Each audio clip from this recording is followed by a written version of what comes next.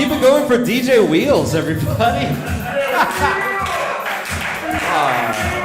Come on, guys. It's Friday night. Are you guys ready to have a good time? Are you here? Happy? Yes. All right, calm down.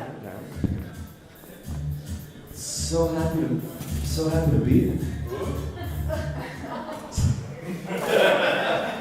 DJ Wheels, man. It's awesome. It's awesome to be here. I'm excited, guys. It's Friday night. I don't have to go to the office for a couple more days. It's super, yeah, man, it's great because I hate my job a lot. Sorry to start off with such a bummer, I guess. Yeah, nobody else is very unhappy with going into the office every day? All right, at least one person. All right, technicality, I'm fine. But it's just the worst, man. I'm not cut out for it, you know? Like, I have to go in every day and make polite conversation with people that I would never normally talk to. Like, there's always a guy who wants to tell me what he made for dinner last night. He's always just like, oh, man, I made the best chili last night. God, it's so good. You know what I'll tell you?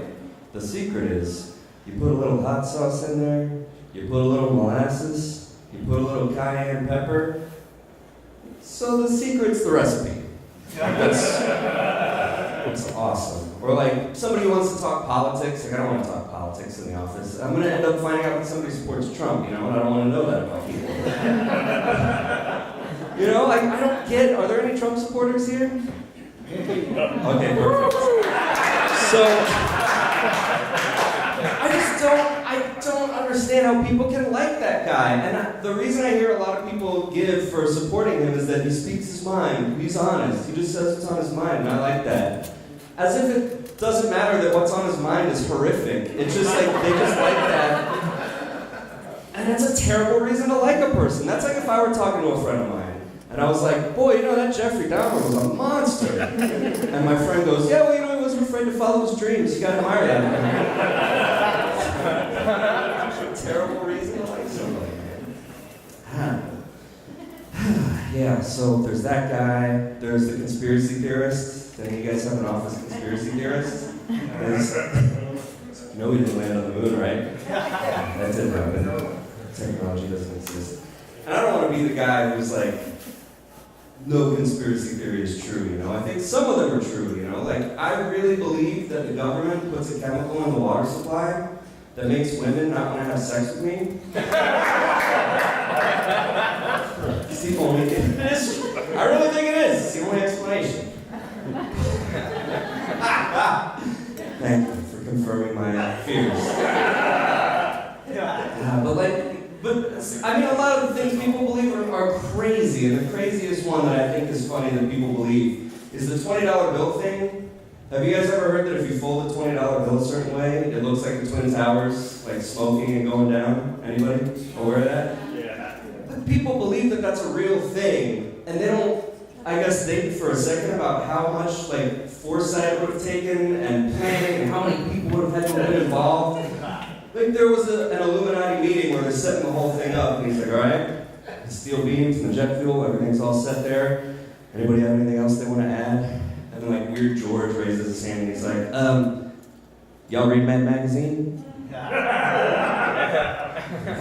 What does that have to do with what we're talking about, George?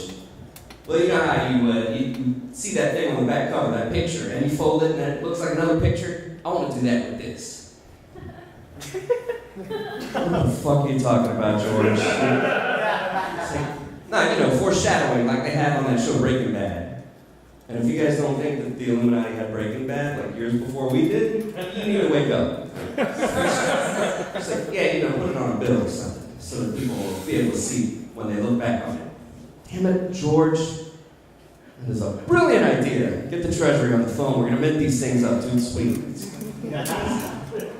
just the craziest thing to me. Yeah, man. So, it's like, I'm trying to think of things that I could do instead of my office job. Hey, guys. I tried to think of other jobs I could do, you know, and I thought maybe I could become an Uber driver. So I took an Uber ride for the first time recently. That was kind of cool. I got to talk to the driver, and he told me that he was 43 years old. He worked in a hospital by day, and he was just doing the Uber thing to pay off his med school bills. But what I latched onto was that he said he was 43 because he looked super young. So I was like, dude, what's your secret? And he said, I'll tell you this. I learned it from the doctors at the hospital. Most people won't believe me. Every morning, I put Pepto-Bismol all over my face. And you guys are just sitting here staring at me right now like, that's not super weird that he puts Pepto-Bismol on his face. What it does to your inside, it does to your face. That's what he told me.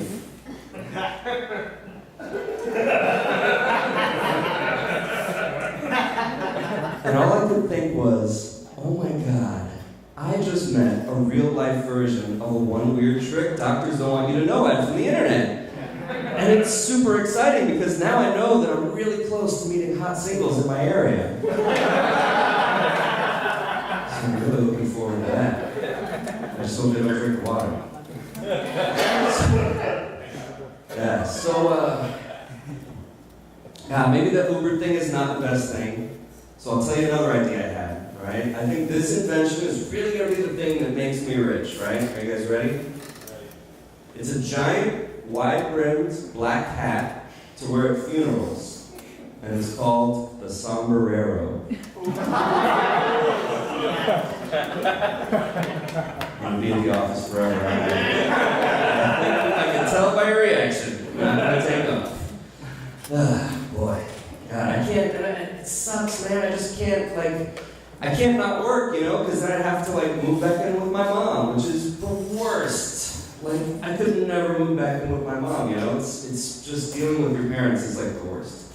You know how when you're a little kid, you think your parents are the smartest people in the world, and they have all the answers, and then you become a teenager, and you're like, my parents are idiots, they don't know what the hell they're talking about. And then you become an adult, and you realize they were actually pretty racist. Just me? No, my parents weren't really that bad. The worst thing that my parents ever did to me was when I was 3 years old, we were at a carnival, and I had this balloon that I really liked. It was super cool, it was very colorful, and it had a really cool string on it. And I love this balloon, and we're leaving the carnival, and I'm so happy. I'm gonna have this balloon forever because I was 3 and I didn't understand it was gonna deflate. We're walking to the car, and my dad's carrying the balloon. And right before we get in the car, he just lets it go. I was crushed. You guys, I was crying. Why would you do that, Dad? I love that balloon. Why'd you let the balloon go, Dad? I love that balloon. Why'd you let it go? And my dad just said, someday you'll understand, son.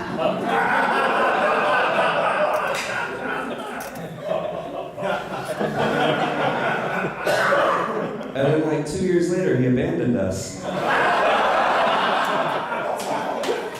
And I was like, lesson learned, Dad.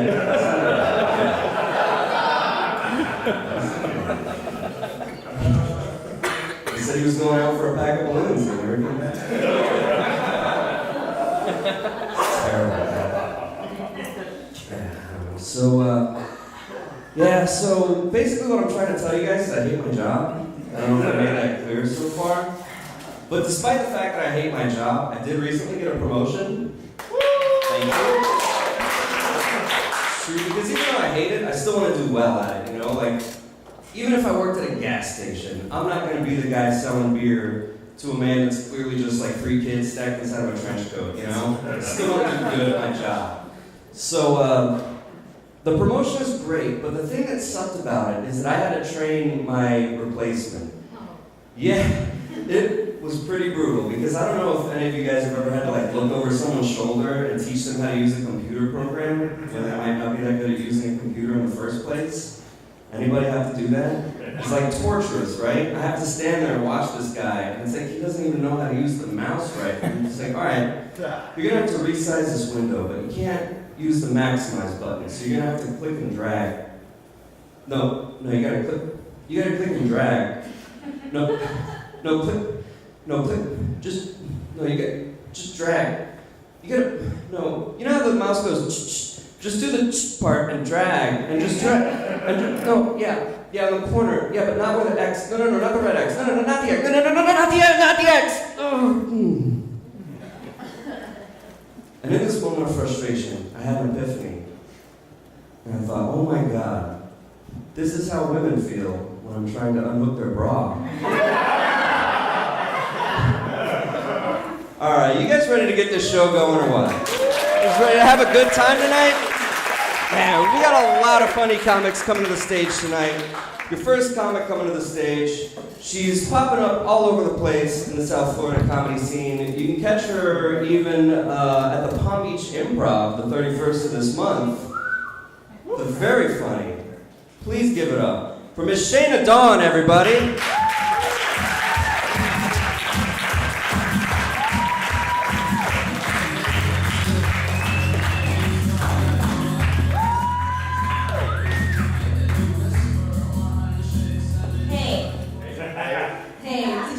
Bad childhood? Or like, did your parents get divorced? I wish my parents got divorced. They always said they were going to, but they never followed through. I use that as my excuse to not follow through on anything now. But I'm really proud of my mom. She kicked the housewife hard stuff. She stopped snorting Oxycontin. She's on this new drug called Subutex to deal with the withdrawals though. But I just found out she's snorting that drug too. And like, I didn't find this out in a bathroom or a back alley. I found this out at Town Center Mall during holiday season. Like right in front of Sears and GameStop. But I guess if you're gonna snort a pill, it should be in front of Sears. Sears is the bathroom of overachieving. My mom uses her voice to send text messages, but her speech is always so slurred that Siri would have a better time understanding Chewbacca. No, I gotta be nice there. I need to have more sympathy for my mom. I'm working on it. Like last month, I found out she got in a car accident, and I was like, "What? Oh, come on! She's just doing it for the drugs." No. My mom snorted so much coke when I was in her womb that I was born with a deviated septum. No, my mom's here tonight. She's awesome. She's not really on drugs. She just has a bad back.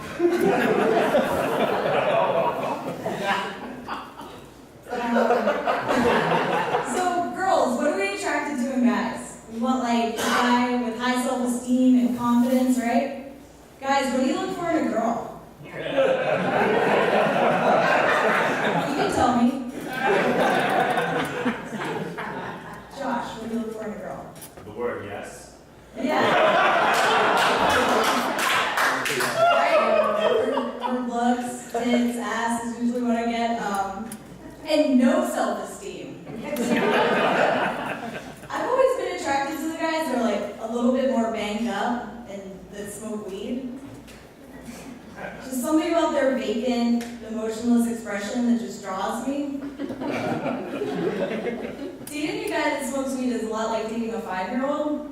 You just cook them some dinner, get them ready for a nap. I don't want one. I did get married 4 months ago. Woo!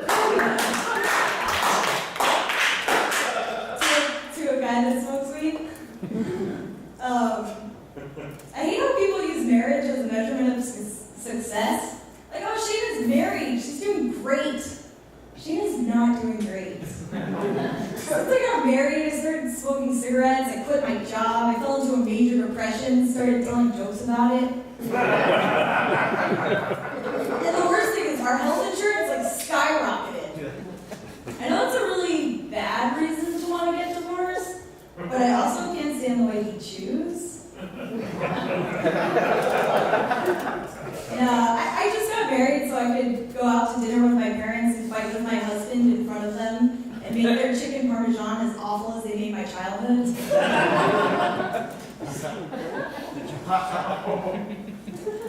But cheating is weird. It's totally okay for my husband to go out and get a lap dance, right? But I'm not allowed to give one. Because I want to. I used to work at a hair salon. Working at a hair salon is the only place it's completely acceptable to tell a 73-year-old woman, I'm going to blow you next. Lamar Odom has been in the hospital for months. That bill must be astronomical. Almost as much as a 5-night stay at a Las Vegas brothel. I see a lot of single people, and sometimes I'm jealous. But then I think of some of the dates I went on. One of the weirdest dates I ever went on was when this guy tried smoking a Roxy in my car. So I tried, rolling and I wasn't completely mortified by the situation. So it was really odd. So thanks, Mom. Preparing me for such life events. So I'm rolling the window down to let some fresh air in. And he looks at me and he's like, dude, you're letting all the drugs out. Out of the whole experience, I think he's the one that went home telling his friends it was a bad date. My mom almost made me Roxanne. So my nickname would have been Roxy. I think she would have loved me more. Or tried to snort me. So a lot of people are asking me, when am I going to have kids? And I feel like that's like asking me, when am I going to kill myself? I just don't want to love something that much. Like, I love my husband and my family, but I don't want to give up my life for them. No, just, to be honest, I don't think I'm ready to start. I mean, I've seen what having kids does to parents. And I don't think I'm ready to start snorting pills in the town center mall. But anyways, that was it.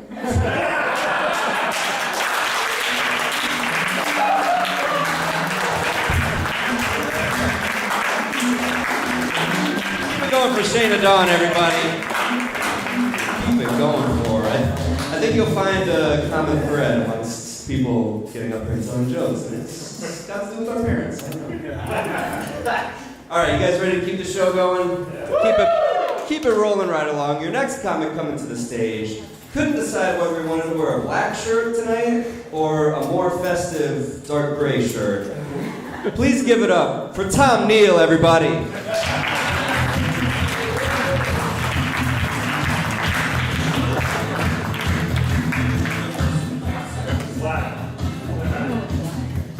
Give it up for Chris Wheeler in the booth. Looking good and scaring the shit out of older Boca people. Did you see him? Are we in Deerfield? Okay, so I don't want to talk about anything controversial tonight. I always do controversial stuff because that's just me. So let's just keep it light. Okay, let's just keep it light. Shana was great. Shana was great, right? I mean, that was. Let's just keep it light and airy. Okay. God. God. Those of you who know me and who are willing to admit it, you're gonna be surprised when I tell you this, but I actually have definitive proof, and I can prove categorically to you that there is a God. I can prove it to you. I mean, proof beyond all doubt. I'll do it right now. Dude, like, if there is a God, wouldn't that be cool? Sure. That's it. There you go. What? Well, that's good enough for you fuckers most of the time, isn't it? I mean, really? What the fuck, right? I mean, the burden of proof is obviously on God knows who. But, so yeah, I mean, sure. We were not put on this earth to find shit out. We were not put on this earth to make sense of shit and come up with answers to shit. We were put on this earth to believe stuff that is not easy to believe. We were put on this earth to believe that Michelob Ultra is beer. It doesn't look or taste like it, but we need to have faith. You know, we need to believe that it is no longer cool to drink Jägermeister. Okay? We need to take it on faith that it is no longer cool to do that. Just like we needed to take it on faith that it was at one time cool to drink Jägermeister. I mean, what the fuck? Seriously. Yeah, we have this stuff here, and it is either an alcoholic beverage or transmission fluid. We already have too much transmission fluid in the world. It's an alcoholic beverage. Yeah, but we believed it. We believe it because we're pretty gullible. When I say we, I mean all of us. But nothing on this planet is more gullible, more easily convinced than guys. We are delusional. Guys are delusional. Everyone's delusional, but nobody is as delusional as a guy. And I'll prove it to you the same way I proved that God exists. First of all, we will believe anything that we want to be true is true. For instance, let's pick on a different guy because we already got you. Sir, okay, fine. Let's say you, sir, I can barely see you, which is probably to both of our benefit. I can barely see you. Now I can see you. If you were to give this woman here $50, a $50 bill, and all she had to do to earn that money was to just turn to you and say, "You're hot." This woman actually is, and frankly, you're not. Well, neither am I. We're all delusional. I believe I'm a comedian right now. So she would have the $50 bill in her hand and look at you and say, "You're hot," and you'd believe it, even though you just paid her the $50 to say it. Okay, you wouldn't completely believe it, but a part of you would believe it, and it would become. I know I paid her the $50. I know I paid her the $50, but she wants me. She wants me. Whereas with a woman who actually is hot, I mean, she's like, no, me, I'm not. No, I have this indetectable mole on the underside of my right earlobe. I am hideous. I need Pilates, and I need a gluten-free diet, and I need it now. This is horrible. I shouldn't go out of the house. But you think you're hot because you paid somebody $50 to tell it to you. And you know what? Good for you, dude. Good for you, because we proved through the God thing that delusion is exactly what we are here to do on planet Earth. I can stop right now. I proved my whole fucking point. I mean, I got God, I got you. But there's no place where delusion is more evident than at a strip club. Or a titty bar, as they say. I hate that word. I really hate the word titties. I like them, but I hate the word. It's not bad enough that we infantilize women's breasts. We also have to come up with a word for them that 3-year-olds would say. Titties. It sounds like a fucking breakfast cereal. Yeah. Start the day off with a bowl of titties and milk. Yes, sir. But let's say we go.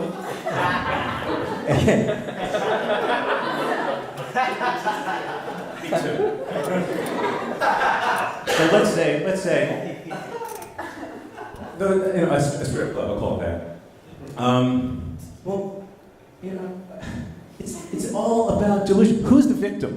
Not the woman. I mean, maybe she snorts it all. I don't know. That's her problem. But no, the victim is the poor guy. The trap has been set, and we cannot resist this because we believe. Hey, you know that stripper at that club?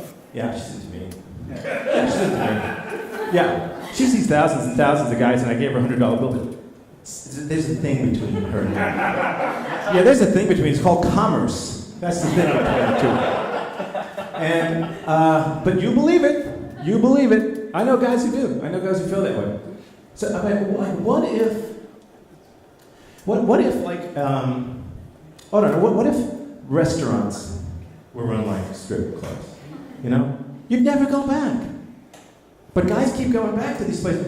But you'd never go back to a restaurant like that. I mean, I'm picturing, it's in a crappy part of town. Nobody wants to be around that area. You pay $25 to park your car yourself. You pay $10 to get into the restaurant, and now, okay, you're in the restaurant.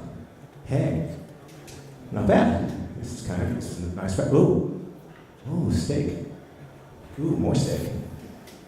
There's steak all over this fucking place. I never get steak at home. And even when I've never had steak like that.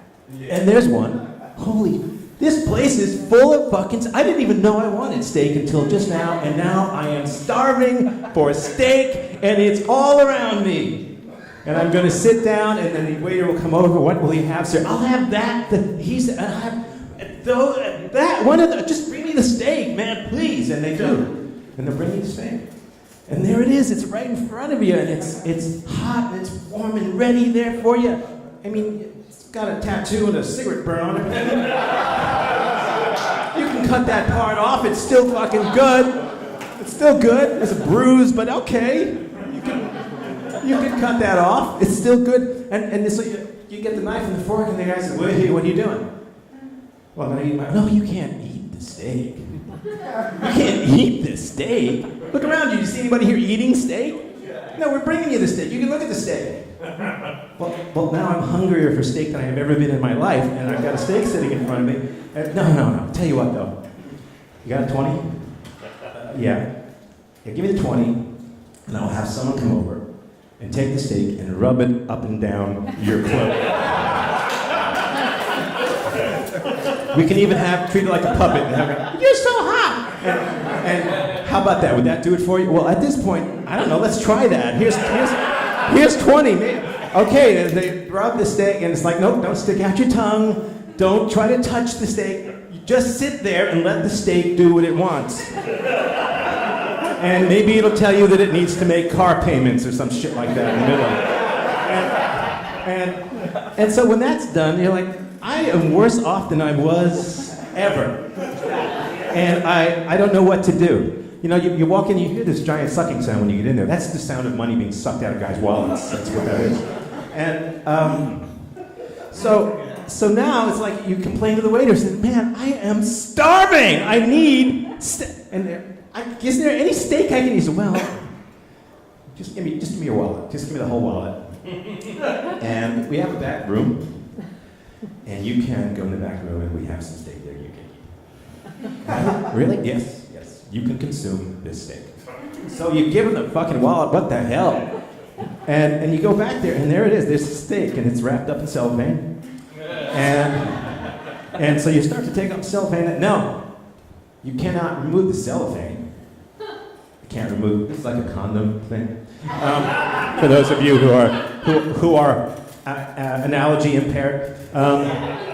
So no, you can't remove the cellophane.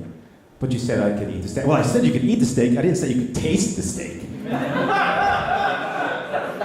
So you can eat the steak. It'll fill you up. And then you're just thinking, holy shit, what the? Well, I have steak at home. It's in the freezer. It's going to take forever to thaw that motherfucker out. It might. It's like a minute steak, or it's like by now it's like Salisbury steak, you know. And you're thinking, okay, there's that. You know, I could grill that up. Can't do the mushrooms and onions anymore. That's not happening. It's got to be plain or nothing. You know, the kids have to get up in 2 hours, and we have so plain or nothing, dude. And steak sauce. Fuck that. You're never gonna get steak sauce again. Man, that's college. That was in college. You're never gonna get steak sauce again. That ain't happening. A1, no fucking way. No.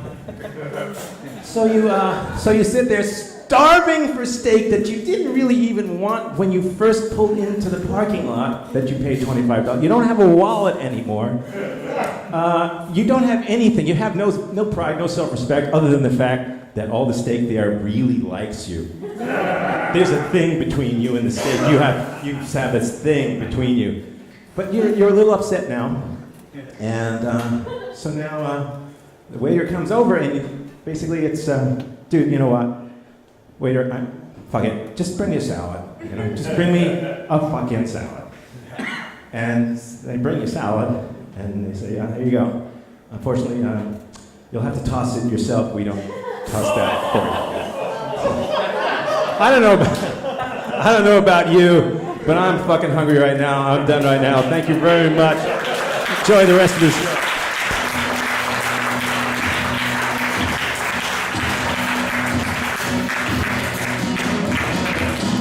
We're going for Tom Neal, everybody. I gotta tell you guys, I don't care what he says, Sparkles and I really do have a very special connection. What he says. Alright, we're gonna keep this show moving right along. This next guy comes to the stage, he's a good friend of mine. We get to improvise together on a regular basis, and he's a lot of fun. Ladies and gentlemen, please give it up for the very funny Aaron Bly.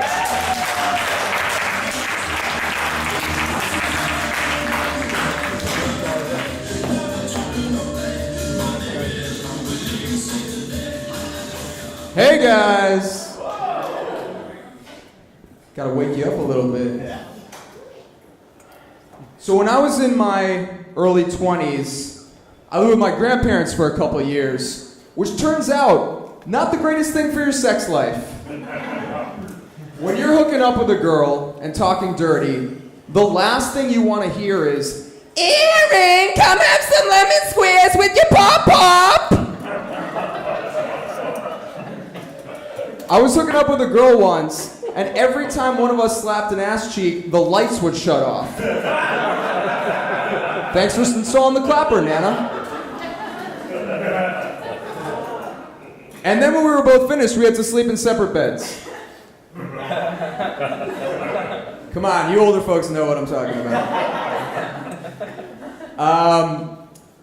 Now I'm in my 30s, and all my friends are getting married and having kids. And we're starting to lose touch. We don't have the same daily concerns to talk about anymore. You know, they're worried about dirty diapers and baby wipes. I'm worried about wiping my ass too hard and getting hemorrhoids. They're married. I have a sex life. But I still am trying to meet the right girl. So I went on a first date. I'm trying to make a good first impression by making nice with her dog. I lean down to pet the dog. It jumps straight up, head butts me in the nose, and blood just starts rushing down my face. My luck, she is out of tissues, out of toilet paper, and she just ran out of paper towels because the dog got too excited and peed all over the floor. So now I'm left with the fourth best option to stop the bleeding.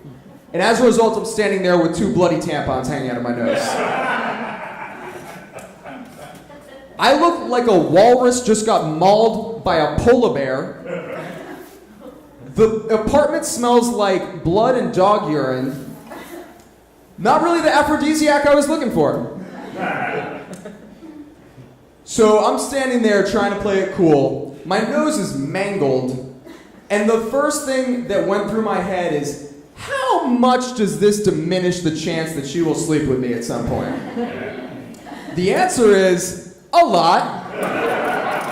Those were her last 2 tampons. Sometimes you just gotta go with the flow. All right.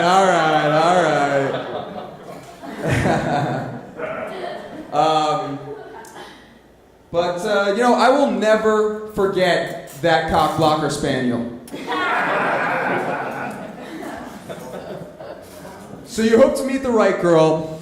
You know, whenever I meet a girl I like, invite her over to the apartment for the first time, I try to show her that I'm smart and cultured by showing her my book collection. The problem is, I only had enough smart person books to fill up the first few shelves. The rest I had to fill up with whatever I could find in an old storage locker, which included a very introspective piece of literature called "This Book Sucks" by Beavis and Butthead. All 35 volumes of the 1987 Encyclopedia Britannica, which doesn't even mention the internet. is a worse source than Wikipedia. And the crown jewel of the collection, my childhood copy of Everyone Poops. So I know I have exactly 9.7 seconds to usher her away from that bookcase before she starts to completely reconsider whether she should have come over in the first place. And at that moment, I turn into Indiana Jones in Raiders of the Lost Ark in a race against time to get her away from that bookcase before the giant stone door between her legs shuts forever. It was actually more like Panty Raiders of the Lost Ark. And I knew my dreams of hooking up with her were completely crushed if by the time I got there, I heard the sound, and a giant cloud of dust flew up from underneath her skirt. But, you know, you gotta find a way to impress the ladies. You gotta find a way. Whenever you get into a relationship, or whenever I get into a relationship, I don't know about you guys, maybe it's the same thing. I'm always a little nervous for the girl to learn about my quirks. And one of my things is I will scour the internet for reviews on any purchase that I make. Even the smallest purchase. So I was researching condoms the other day.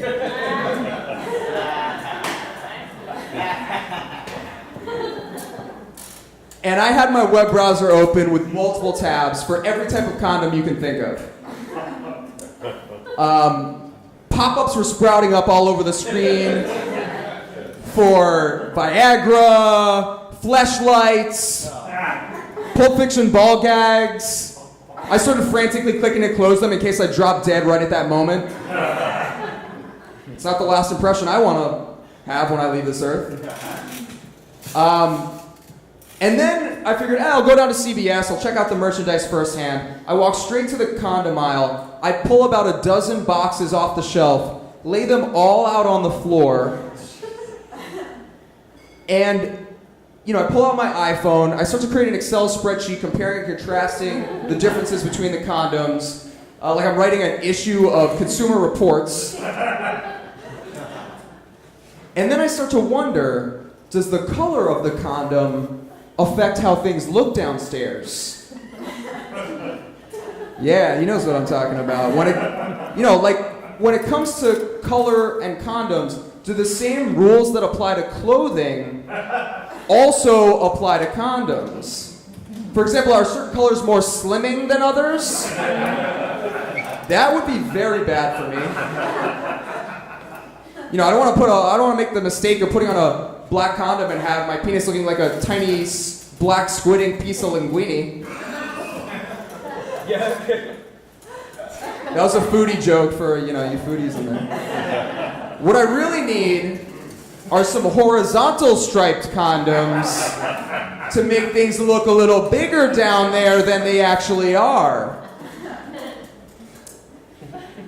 I knew it was time to wrap it up and make a purchase when the shady-looking guy with the face tattoo, wearing a wife beater, trying to buy 10 packages of Sudafed to go home and cook some meth, started to look at me like I was the weirdo. And at that moment, I couldn't find any horizontal striped condoms. So, at that moment I started to think, maybe I could come up with some branding for this product when it would come out. Maybe I could come up with some slogans. And I tried some out, and I'm gonna, see what you guys think of them. Trojan horse condoms. Your real penis size will be a surprise. Trojan horse condoms. The perfect disguise for your penis size. Trojan horse condoms. She won't know you lied until you're inside.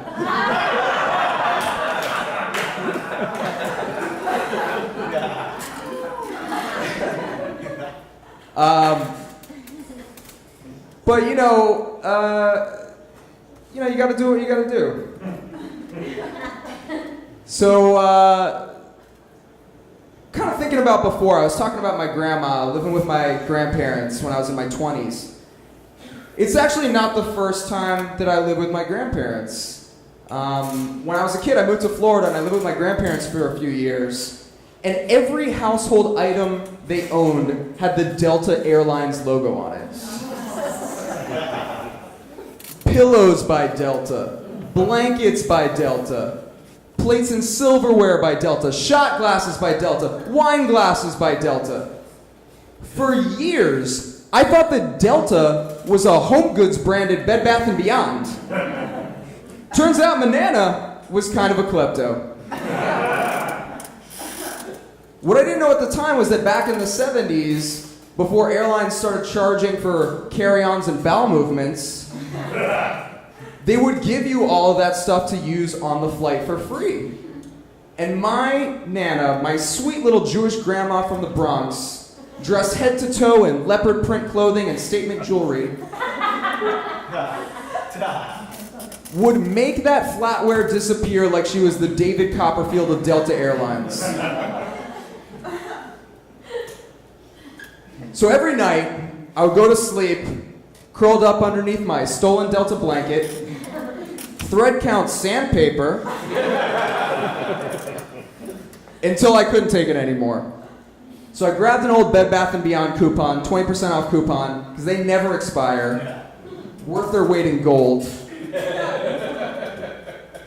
And I begged my dad to go down to Bed Bath & Beyond and buy me a brand new Delta blanket. That's when he finally broke down and told me the truth about my klepto Nana. And I started piecing it together like an episode of Cold Case. The sugar packets at the Jewish deli, same as Nana's. The monogram bath towels at Hilton Hotel, same as Nana's. The black French poodle with the pink boner hair, one blue eye, one green eye, and glaucoma, who just ran away from Mrs. Silverstein's house last year. Same as Nana's. And at that moment, after I put all the puzzle pieces together, I learned a very important life lesson as a kid. Stealing is okay. Seriously, when you turn 65, that's like getting a get out of jail free card for life. If you get pulled over by a police officer and you're collecting Social Security, all you have to do is pull your Lipitor prescription out, pass go, and collect $200.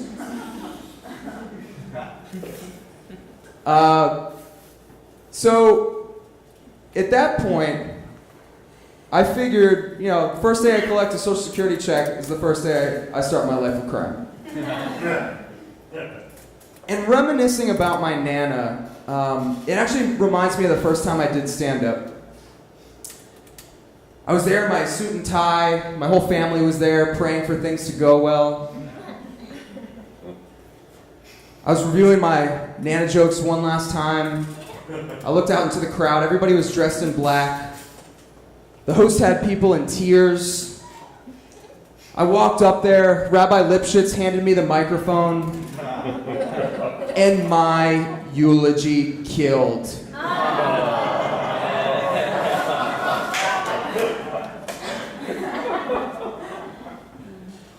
Turns out laughing and crying at the same time is kind of cathartic.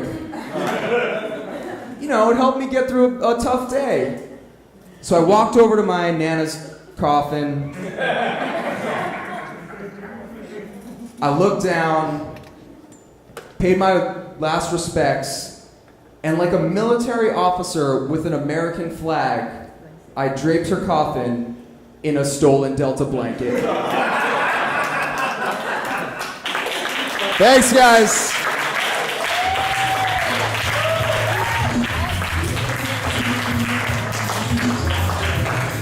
Keep it going for Aaron Bly, everybody. Aaron Bly. Keep it going for him. He's still here. It's really true. My great uncle used to do that stuff all the time at restaurants. If somebody commented on the silverware, he'd be like, "You like it? Just take it. Just take it." All right, you guys ready for your next comic? Yeah. All right, this next guy coming to the stage is another guy I get to improvise with on a regular basis. And he told me to say that he's very sexy, because if I don't say that, he'll beat me up, and he's much bigger than me. Ladies and gentlemen, give it up for Eddie Sage.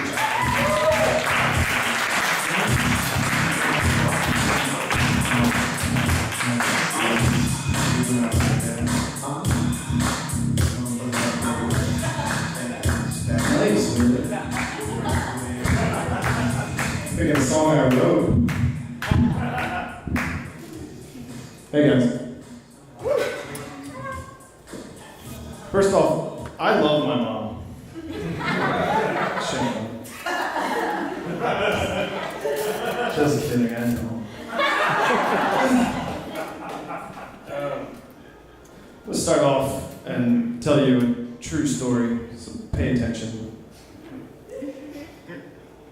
Right before I moved down to Florida, I want to tell you about the last day I had in the Northeast, okay? This is how it went. I woke up in the morning, and I had a couple of Folgers, because that's the best part of waking up. And I was thinking Arby's, so I threw on my Nikes and said, just do it. I hop on my Harley, because I'm born to be wild. I started whipping down the highway. And I passed a Subway and a Burger King. I was like, should I eat fresh or have it my way? I said, fuck it. I kept going. I ended up at a Quiznos. It was freezing outside. But I got inside, it was toasty in there. And I'm waiting in line, and a lady behind me muttered something. I said, did somebody say McDonald's? She said, no. I said, what did you say? She said, I hate my life. I hate my kids. I'm never going to be happy. I said, never say never. She said, never say never again. I said, diamonds are forever. She said, tomorrow never dies. I said, live and let die. She said, you only live twice. And then I left. I went outside. There were a bunch of hobos drinking beer. They said, you want a beer, bro? I said, I'll take a brew, bro. They said, you want a Budweiser, buddy? I said, I want a Busch, bucko. It's cold as a mountain stream and smooth as its name. I said, fuck yeah, it is. I chugged 8 of them, got back on my Harley, started whipping down the highway. But I'm a little bit tipsy, so I spun out, popped my tire, but like a good neighbor, State Farm was there. They were right there. They changed my tire, they gave me some money for gas, they sent me on my way, and I said, fuck that. I'm switching to Geico. I could save 15% or more on my car insurance. What's going on, everybody? My name is Eddie Sage. Thank you. I'm a drug addict, alcoholic, narcissist with body image issues and a personality disorder. And I'm single. Guys. I just added that tagline that I'm gay. But that's my girlfriend over there. Say hi to Haley, everybody. Hi, Haley. No, actually, I am a recovered drug addict and alcoholic. I've been sober for over 2 years now. Stop. That does make me better than most of you.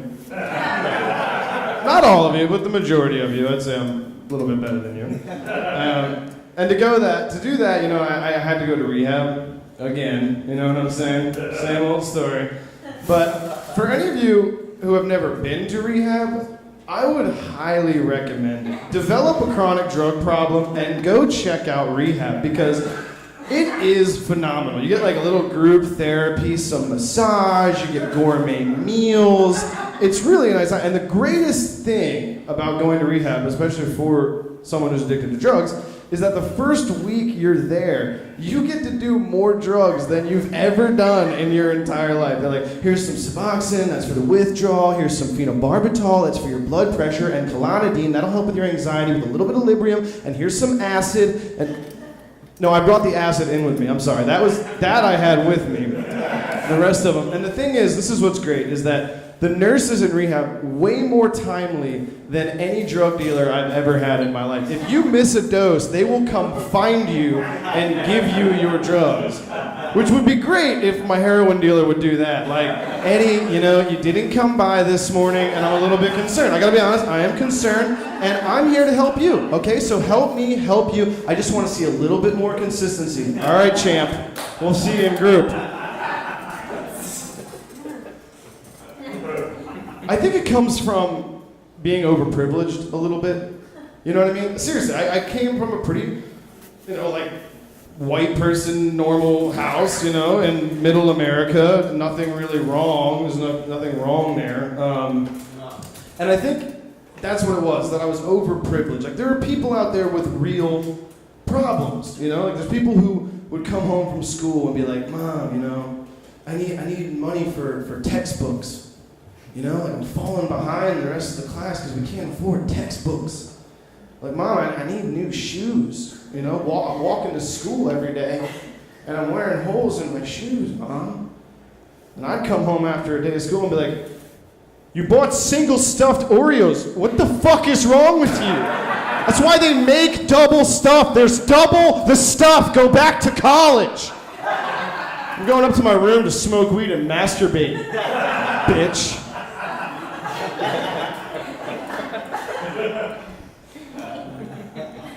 I'm doing great now. Very great. I was thinking about this, about having kids, right? This is a little, we're taking a left turn here, guys. But having kids, right? I always think, like, if I wanted to have kids, I think most men share this sentiment, right? That I want to have a boy, you know? Like a little slugger to go to baseball games and whatever the fuck you do. Like, that's what I want, is like a guy. And I think what you'll see sometimes is like dads with like 8 daughters, and that's just like a guy who was playing roulette and couldn't step away from the table. You know what I mean? It's like, fuck, red, fuck, red, fuck, red. We're gonna hit black sometime, fuck, red, 00, what the fuck is that? That's a midget, shit. And then eventually they just quit. But you know, I think that's literally what happens. There's no guy like, I wanted 8 daughters. It's exactly what I wanted. Susie, Sarah, Jill, fucking, you know. I was gonna name them all, but. Which is why, right, I think it'd be great to be gay. Because in a gay marriage, you get to shop for your children, right? Tom, what do you think about the little Indian boy with the rat tail? I think he would go perfect with the earth tones we set up in the den, don't you think? It's like, Tom, weren't we thinking dimples on our first son? Let's just keep browsing a little bit. Let's just browse. Let's try the Asian aisle, okay? Oh, 2 for 1 Haitians. 2 for 1. That's a good deal, Tom. That's a really good deal. Speaking of abandoned children, I have a great idea for a reality show. It's called Orphan Idol, okay? This is where we get 12 adorable adoption candidates and we have them compete against one another for a wealthy father. Doesn't that sound like scintillating television? I would watch that. I really would. And like Fox would pick that up. Like at the end of the week, the kid with the weakest skill set gets sent into foster care. I think like Donald Trump, even though he's busy, he'd be a perfect like rich dad for it. Like, Timmy, your basketball skills are weak. You're 13, you still draw. I'm sorry, Timmy, but you're fostered. And they just ship him into the system. You know, I've been hearing a lot of people talking about Hamas recently. Maybe you guys, they all are saying, you know, I don't support Hamas, you know, Hamas is wrong. But when I hear that, I always think, like, have you ever really tried Hamas? Have you ever tried, like, roasted red garlic Hamas?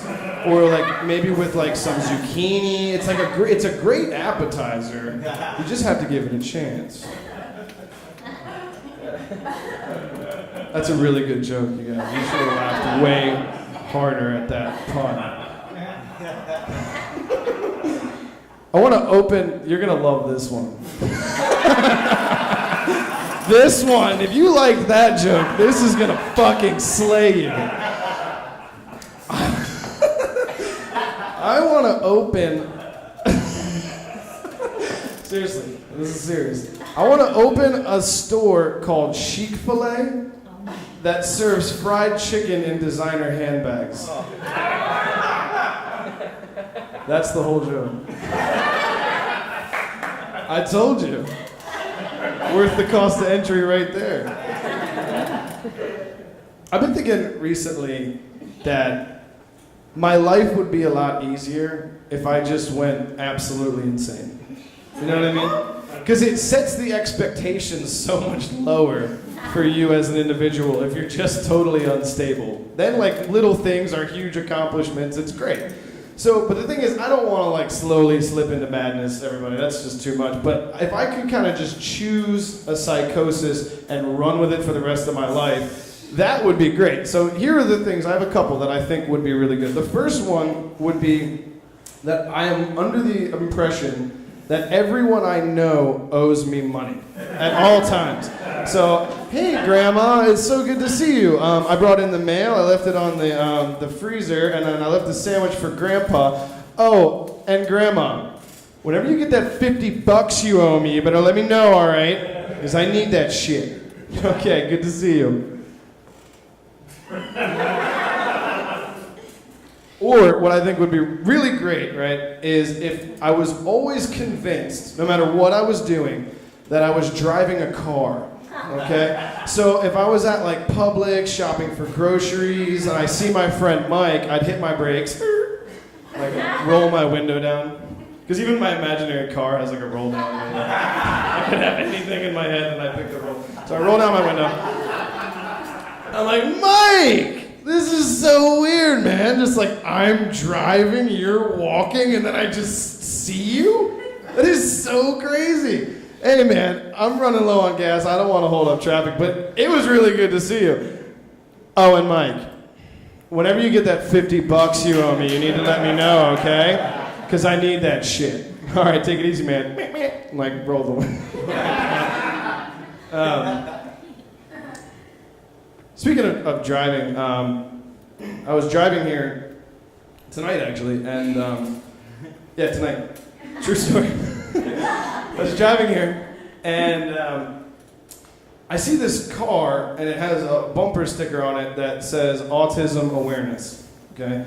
This particular car was stopped at a green light in the left-hand turn lane with its right-hand blinker on. So I guess they're raising awareness by driving like a fucking retard. So I'm in church the other day, and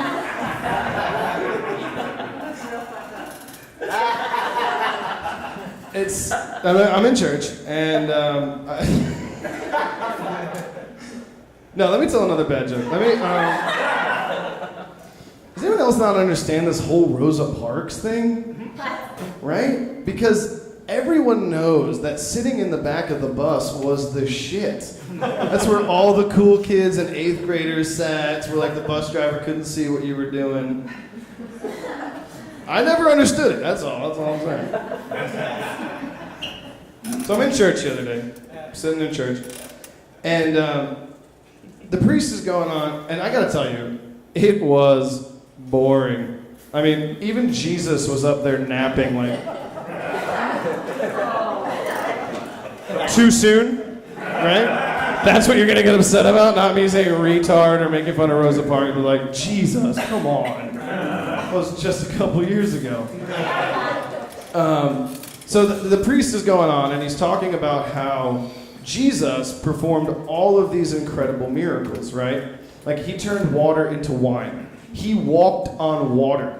He was really good with water, Jesus. This guy was like the David Blaine of Bethlehem, all right? He was amazing.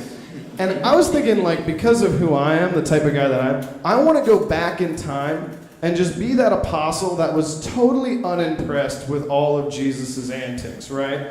So we'd be at the wedding. Jesus would turn the water into wine, kazam. I would grab a glass.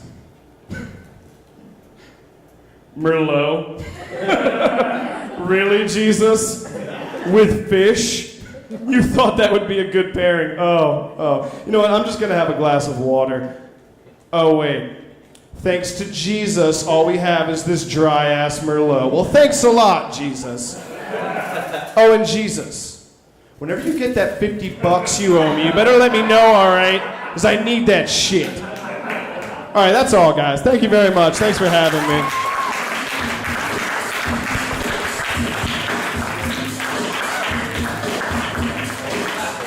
Keep it going for Eddie Sage, everybody. You guys, just a really bright, shining light of positivity in my life.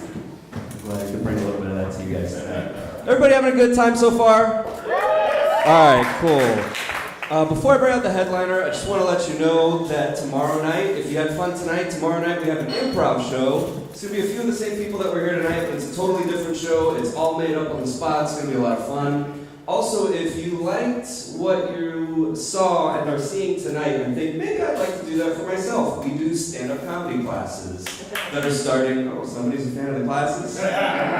Cool. They're starting February 11th. And right now there's an early bird special. You get $25 off. And if you sign up tonight, like right now after you leave the show, you get an extra $25 off. So it's a total of $50 off if you sign up tonight. Or $25 off if you sign up to a week before the class starts. And then we also have improv classes as well. Same deal. So if you think maybe improv is something you'd be into, come check out a show, see if you like it. Maybe you want to come take a class. It's a lot of fun. All right. So now that that's over, are you guys ready for your headliner for the night? Alright, cool. This next guy coming to the stage, he's a good friend of mine. He's been doing this a long time. He's very funny. Give it up for Casey Casperson.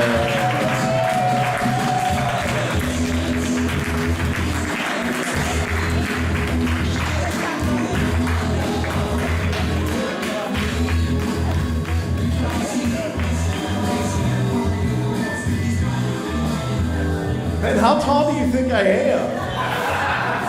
Jesus Christ. But give it up for Ben, everybody!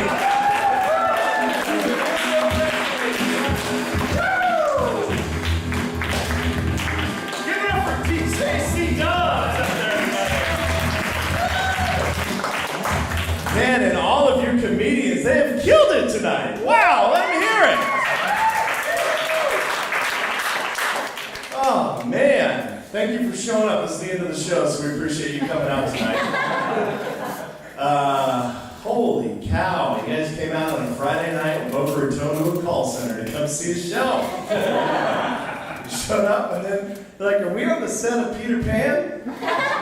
You are. Yeah. So if you're into 6-year-olds singing shit, come on back. So clearly, I do this for a living. So, and you guys have all seen me before, right? Oh yeah. I'm famous. Nothing says you've made it like the 3rd floor of the Hasidic Jewish building structure in Boca Raton. Lorne Michaels. We're streaming this just for you, Lauren. Sorry I couldn't do the show tomorrow. I also have an improv show tomorrow. Fuck you, Saturday Night Live. The tens of people that come to visit the venue. But great, man, what a cool venue though, right? I mean, center stage, this is pretty cool. You guys walked in, you're like, what is this about? Awesome. Make a lot of noise because the owner is watching us. It's a weird fucking noise, you guys. So yeah, so I do this. It's a dream come true. It's a fun thing. Sick Puppies comedy is a whole blast. Yeah, thank you very very much. Here we do classes, and so we do stand-up comedy classes. And one of the things that people are most hesitant about, the one thing that I'll hear a lot about is people come up and say, you know, Casey, I don't think I can say all those things about my family because I'm really sensitive. It sounds like Shana. No, I'm just kidding.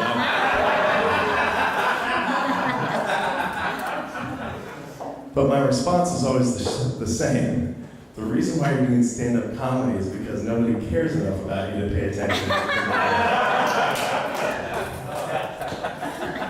What are you doing? It's this or or suicide, basically.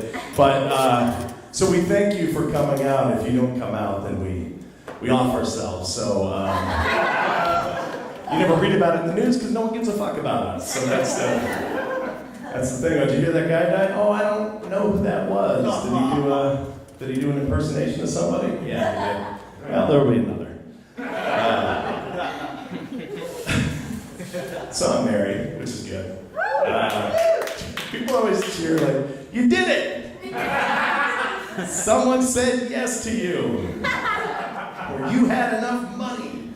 Or so I've been doing stand-up for about 20 years, and as you guys can see, 20 years of work is paying off immensely. So I've been doing it off and on for about 20 years. And just to tell you how much my wife doesn't care about me, we've been together for 17 years. She has not even seen a complete set of stand-up that I've ever done. She actually doesn't even know that I'm gone tonight. She thinks I'm taking a shit. I come back at 2 and she'll be like, did everything come out okay? Your toothpaste smells like beer.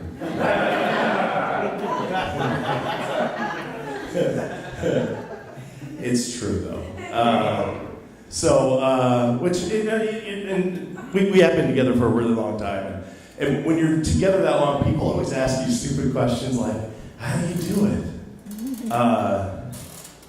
Don't communicate. That's the. If anyone tells you that communication is the key to a good marriage, they are not married.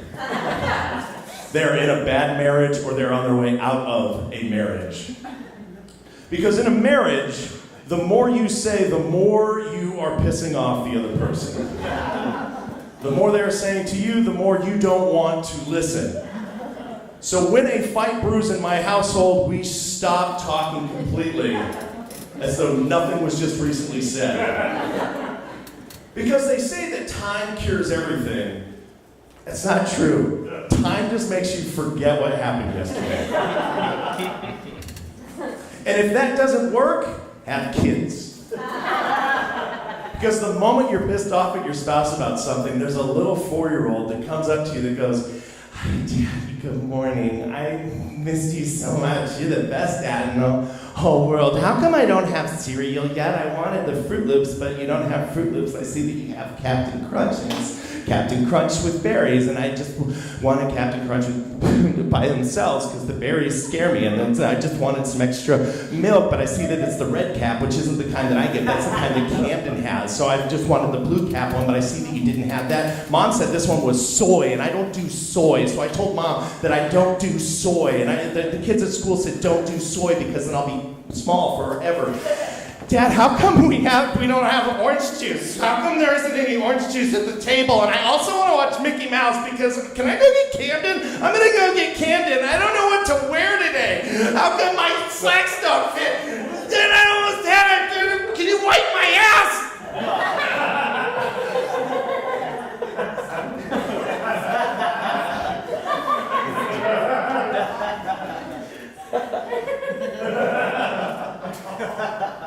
I would gladly get in a fight with my wife.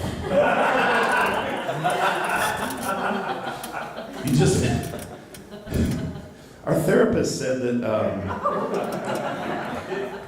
So before we got married, things were a little rocky. I proposed, and then we realized the mistake we were about to make, and so we didn't talk for 3 months. So I came home one day and I was like, "Do you want to do this?" And she was like, "I will if you will." I was like, "We should probably talk to somebody. I feel like there's some things." So we go and talk to this therapist. It's right across the street. I don't know if she's still there. She's fucking horrible. But we go in there, and neither of us are talking to each other, so we drive 2 separate cars, and we're on our lunch break. We go to the top floor, we go to this shitty little thing, and it's all smells like there's been incense, and it's super hippified. It's like this woman, last name's Kaplan, close enough. And so we're sitting in this like futon, and I'm a big dude, so as soon as I sit, the futon just dips. And so my wife has no choice but to dip in close to me. So I just imagine the two of us are just touching, but we don't want to touch each other. Because at the time, we're trying to win the relationship. How many of you, by round of applause, have tried to win the relationship? And those of you that didn't applaud are either single or lying. So neither of us want to talk because we're really good at strategy. And so I was like, this is my opportunity to talk. I'm going to talk about all the big problems that we have. So she says, and so let's start. What is the problem? And I was like, my wife said that when we have kids, she wants to go to church.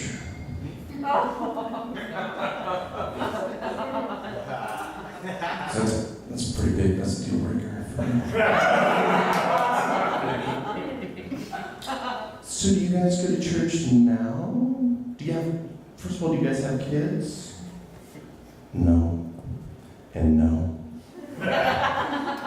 But in the future, this is going to be a problem. Also, she wants her parents to move closer to us one day. And that's a deal breaker. Are parents living here now? No, but one day. So it seems like you're just mad about the future. Everything's going okay right now. She also won't blow me. Right now. And I look over. And my fiance at the time just goes, I'm not talking about that in this particular meeting.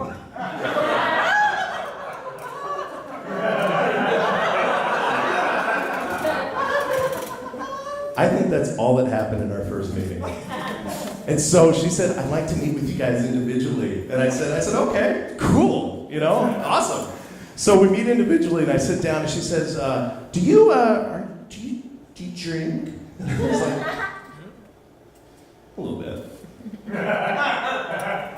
It's like, well, how much do you drink? And I was like, well, happy hour at Neighborhood Grill starts at 3.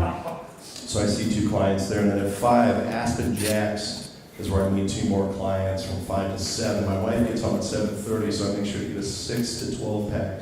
So by the time she gets home, there's a beer open, so she doesn't actually know how many I drank, but I have beer in my breath, so she's just like, oh, he's already had just 1 beer. And then I get through that. She goes to bed at 10, and then I open up some vodka.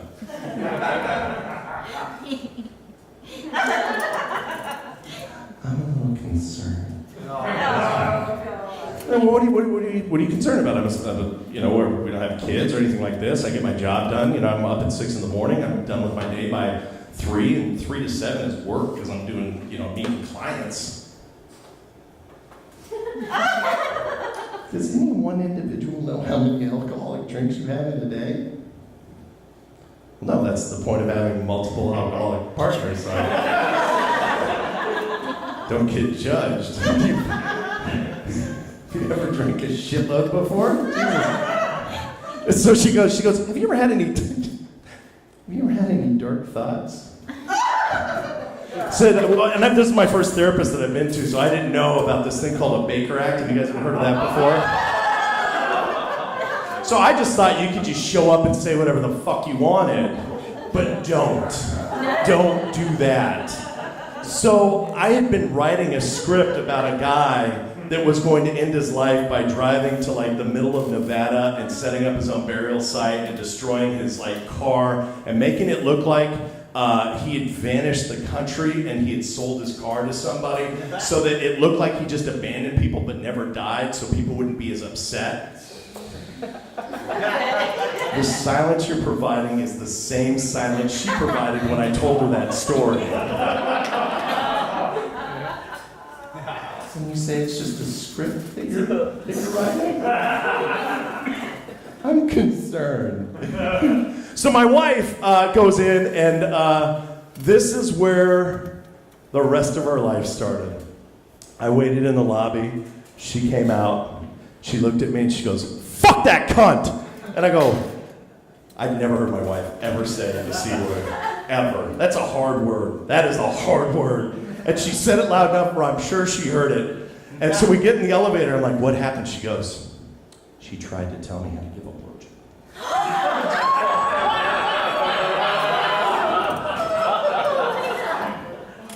And I said, "Did you let her finish?" We realized immediately that there are no problems that are too big for us to break up our marriage. That's what we realized. We just realized that there's nothing that's that big of a deal. We just can't take ourselves that seriously. And now that we have kids, it's exponentially worse because they are domestic terrorists. My children are the worst. And if you meet them, if you're friends with me on Facebook, you're like, "Oh, they're beautiful, and you're a great dad, and we love them." That's like the 3 minutes a day that I'm like, I am happy I did this. But there's another 23 hours and 57 minutes where I'm like, 16 years to go. Because they work you. They work you. And the 2-year-old understands everything you're saying, but you can't understand anything he's saying. But then acts like he doesn't know what you're saying sometimes, so then you don't know if what you're saying is too complicated. Kim, you want to go get pajamas on?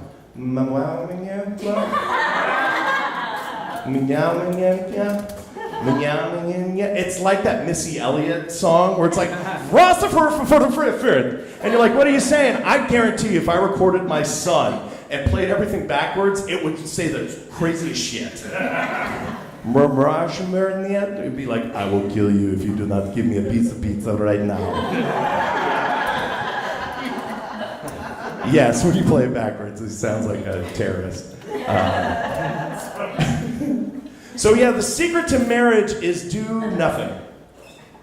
In the good times, do all the stuff. Buy the flowers, say you look pretty, do the whole 9 yards. But when you piss them off, stop trying.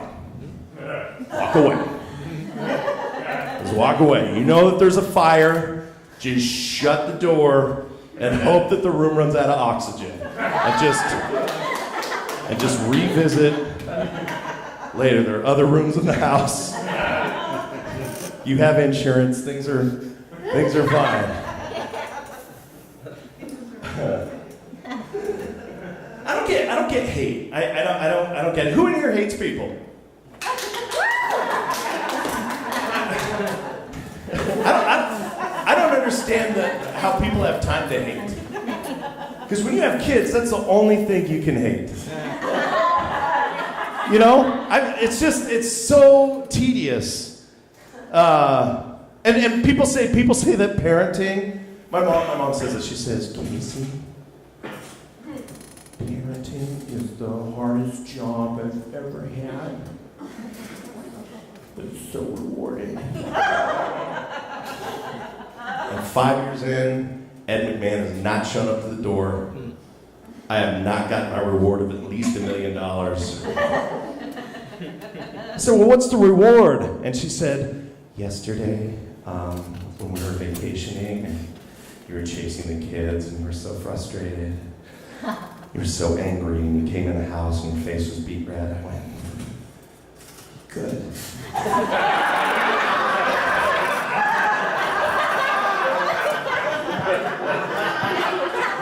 So let me get this right. The reward to parenting is watching your children feel the same shame, pain, and anxiety as you felt as a parent.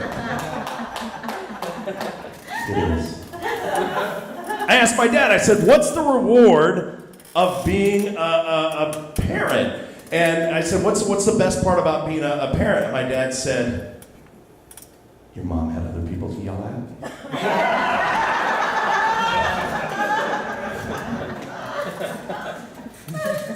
I was a shitty kid. I I'm still a shitty kid. I'm 36. I'll be 37 this year. I talk to my mom as little as possible. Because here's the thing with my mom. My mom is a really supportive woman. She's unbelievably supportive. If you have a bad day, I will give you my mother's phone number. She'll talk to you. She'll talk to anybody. She acts lonely. She's got a lot of friends. It's a trap. But if you bring anything to my mom, like if you say, like, I just lost my job today, my mom would say, their loss. You are my baby boy. There is nobody better than you. And shame on them for saying goodbye to you, because this world is a better place with you in it.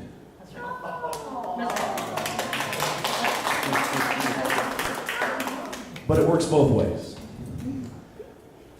You can go to my mom, and in fact, this is a true story. I went to my mom when we found out we were pregnant, and I called my mom and I said, Mom, you're gonna be a grandma again.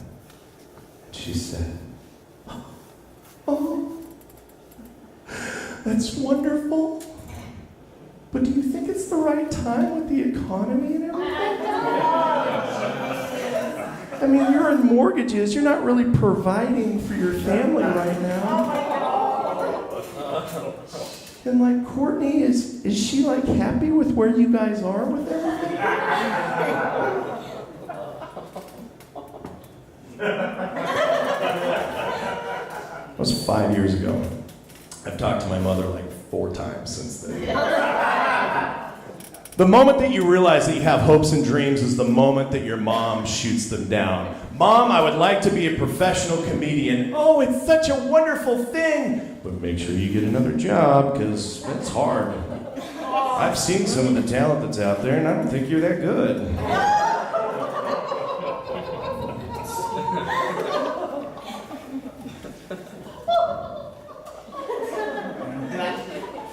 It's the first time I've said that. It's painful. So here's the thing. I was a terrible kid, and I deserve everything that's coming to me. Here's the thing. When my mom used to send me to my room, I would pee in it. And not when I was like 3, but when I was like 7. Because I knew that she'd have to come upstairs and clean it up, and it was super annoying, and I'm a boy, so I don't care what piss smells like. It's fine. It's fine. You just learn to deal with it. That's just part of life. You just smell piss and you move on. So, you guys, who's with me? Yeah. You're with your date. There's this guy that goes, yeah, I love piss. It's good. And that was our last date. So I'm up there. My mom, one day, she tells me the story that she snapped one day. She came upstairs, and she's like shaking. And I don't remember this story. And she says, I looked at you. And we had to go to Ryan's birthday party. And I didn't want to clean it up. And like, she was fuming as she was telling me the story. And I said, Casey, we don't have time to clean this up. So when we come back, your room is going to be covered in maggots. You know, Mom, I could just clean it up. I go get some paper towels, maybe some Lysol or something like that. I'll go clean it. I'm sorry, Casey. Your whole room is going to be covered with maggots. And when we clean them up, they're white, and your ceiling is white, so at night they might fall on you.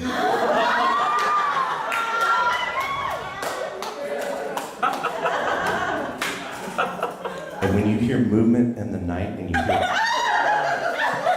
and you hear what you think are ghosts, which are also real,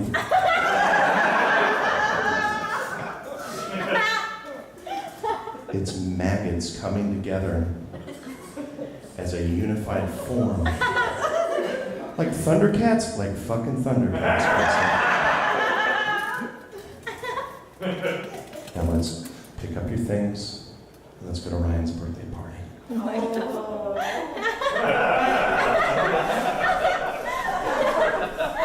my mom is the only mother in the world that can punish his son by bringing him to a birthday party. Because the whole time at that birthday party, you can't enjoy the birthday party knowing your room is about to be taken over by maggots. Kids are jumping around in a bounce house, there's cake that's being eaten, and all I'm doing is sitting there going, And then my teddy bears are going to be eaten inside out. My Winnie the Pooh pajamas are going to be ruined. And my mom says that she told all the mothers too, so now all the moms know that I'm pissing in rooms. And then she wonders why I was never invited over at anybody's house.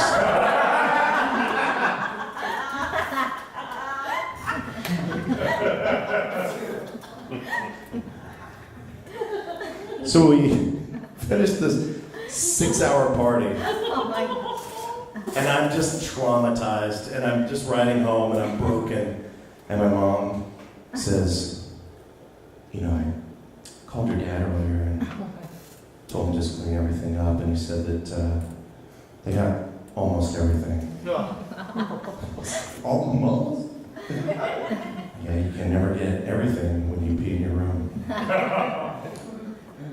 Here's the problem. My mom told me that story a year ago. For 30 years, I believed that urine became maggots.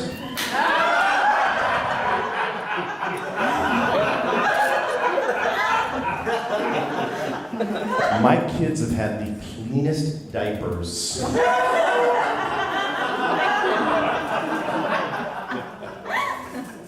Of all time.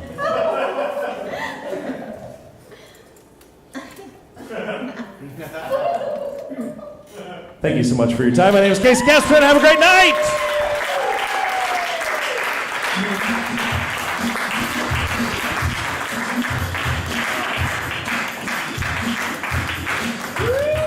Ladies and gentlemen, keep it going for Casey Casperson and plenty more parent stories. Guys, that is our show for tonight. I want to thank you all so much for coming out. You guys were fantastic. We hope you had as good a time as we did, and we hope to see you again soon. Thanks, everybody. Have a good night.